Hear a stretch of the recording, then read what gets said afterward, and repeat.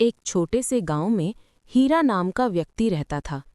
हीरा बचपन से ही बहुत चतुर माना जाता था, लेकिन जैसे जैसे बड़ा हुआ उसमें लालच और घमंड भर गया।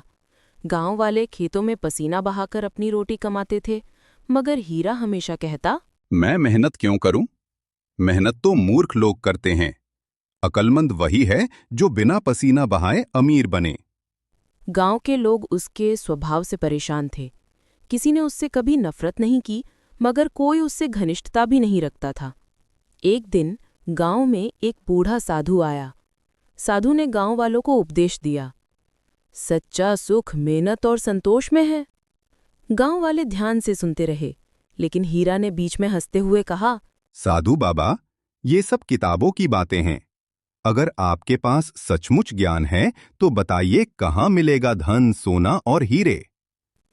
साधु ने गंभीर नजरों से उसे देखा और धीरे से कहा, जंगल के बीच एक पुराना कुआं है, उसमें वो है जिसकी तुम तलाश कर रहे हो, मगर सावधान, लालच का अंत दुखी होता है।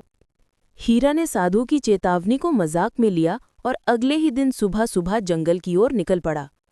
जंगल में सचमुच उसे एक पुराना टूटा फूटा कुआं मिला।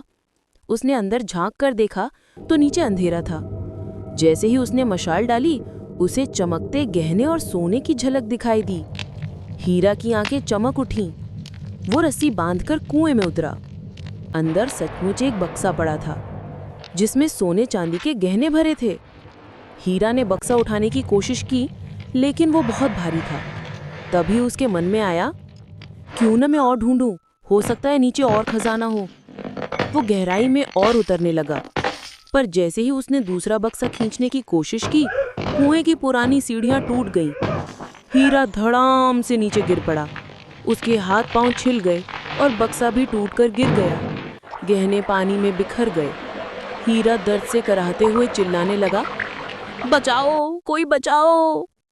गांव वाले उसकी आवाज सुनकर आए, लेकिन किसी ने मदद करने की जल्दी नहीं दिखाई।